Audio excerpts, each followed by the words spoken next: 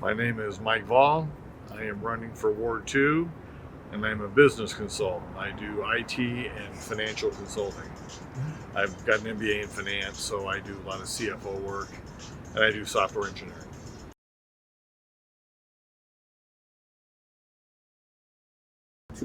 I could potentially support another 1/4% tax if it was a special use tax.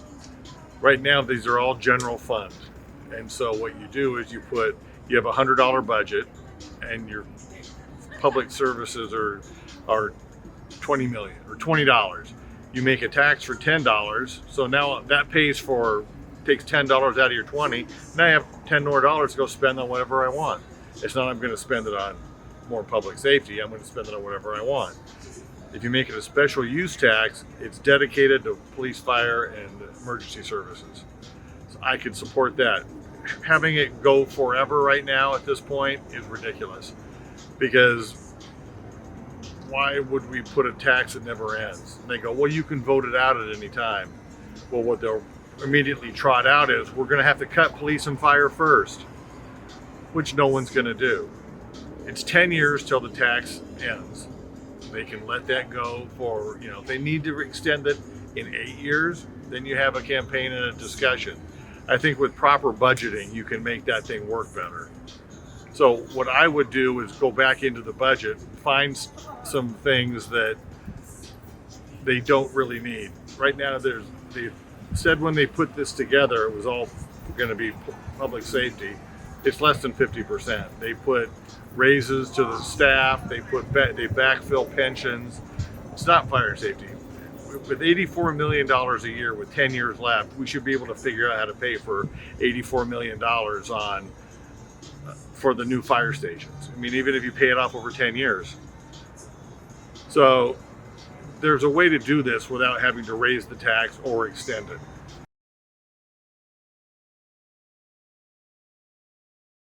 Currently, we don't have any of those types of projects in Ward 2 coming up that I think, in my understanding.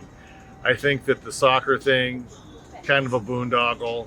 I'm not really a big fan of the water park. I don't think that those are going to generate much of anything, but they're going to spend a lot of money. The downtown revitalization, what we need to do is revitalize more of back what's down here on the other side of City Hall. If you go over there at 6 o'clock or later on any given weeknight or any weekend 24 hours, nothing's there. There's wolf skills. What we need to do is work on revitalizing, putting some restaurants and bars and some other type of, maybe some more condos like next door here, and put them on that side of City Hall, because you generate some tax revenue, and if you had more businesses over there, it makes downtown bigger. And it's a simple walk, from 12th to Mission Inn is 4 blocks. So it's not like it's a huge deal. So I would concentrate more stuff on the downtown, and especially on the end between 10th and 14th.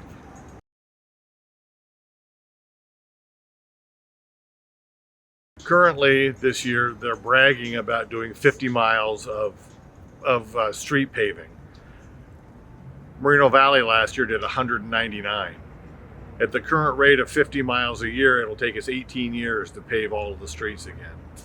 So we need to do, fixing potholes is definitely something that needs to take priority. But what we need to do is put a little more money into repaving all the streets. If we could do 200 miles a year, you'd have the thing done or even 100 miles a year, you'd have it done in 10 years. Actually 9 years, because there's 928 miles, I believe, of road in the city. So at 9 years, now you're ready to restart. So what we need to do is start with doing more miles, and then make potholes a priority. The constituents, you call your city councilman and let them know that you've got some problems on whatever street it is, and it's that city councilman's responsibility to get it to Public Works and get that resolved for you as quick as possible.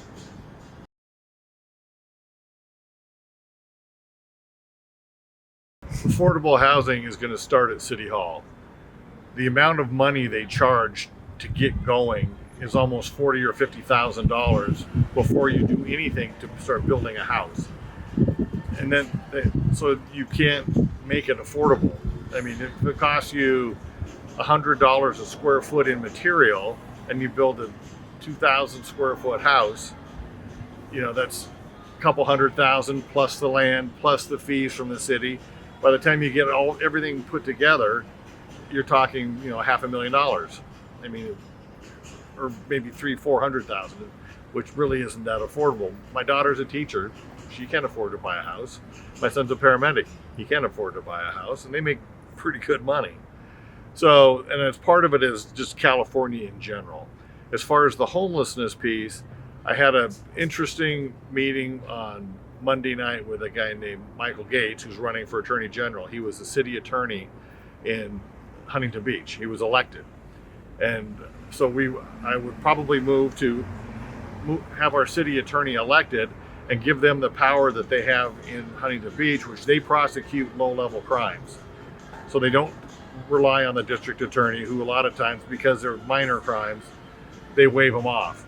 You enforce the rules that are on the books, and he says that their crime is down significantly. They're now after 5 years of that, they are the safest city in California.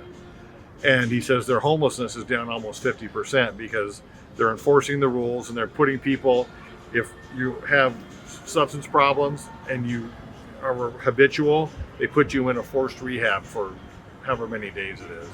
And the same thing with the people with mental problems. They put them for those kind of facilities.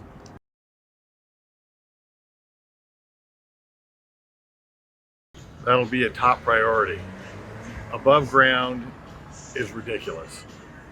I can tell you from purely a risk management standpoint, for 25 years, I worked at Canyon Lake. I was the IT director, the accounting manager, the controller. I did different things over different years. And I was in charge of risk management. By actively voting to go above ground, the city has now accepted a 50% responsibility with Edison. So if they burn down a neighborhood and it's $200 million, City of Riverside will be on the hook for $100 million, which is ridiculous. I don't want to see La Sierra on the national news. I don't want to see part of my town in flames. There's a state board that all of the utilities belong to, and when Europa Valley made a big stink about going underground, they covered it. They didn't have to pay for it because it goes out to the grid. Riverside public utility customers all pay into this fund. And so we're paying for stuff that happens up in Northern California, Central California, wherever. They take it out of this fund, which is billions of dollars. It's our turn to put this underground and take it from there. I think the main reason that Edison is really pushing to go above ground is that in 5 or 10 years, the state's going to force them to go underground, and then they can go put it underground. So they get to do 2 construction projects in one and charge us twice. I think that's not good use of our tax money. I say we just go underground immediately and make our city safe, not have the fire risk, and everybody will be happier. Plus, you won't have the totally horrible views of 800-foot towers. Because if any fires happen over there, with those wires in there, you can't use planes.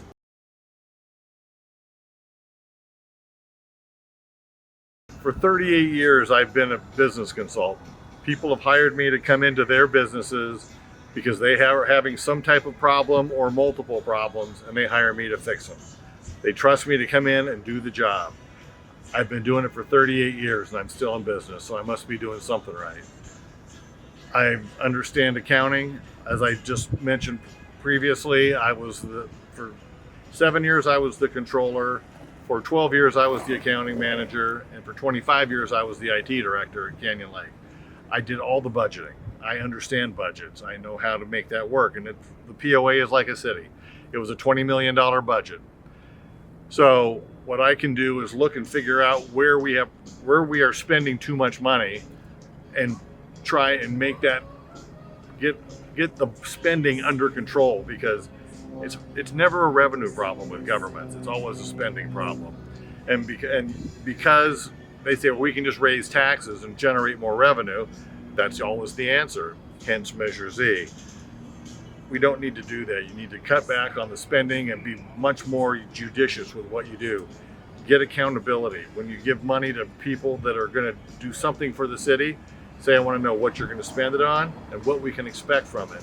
And at the end of the day, at the end of the period, when they come back for the next round of funding, you can say, you didn't, you said you were going to do A, B, and C, and you didn't do any of them. Your contract is terminated. Right now, they just come back and they say, you gave me $2 million last year. We'd like $2.5 million this year. Okay. And nobody ever says, what did you do with the money? What did we get? Accountability and being better with costs will solve these problems. And I can do that.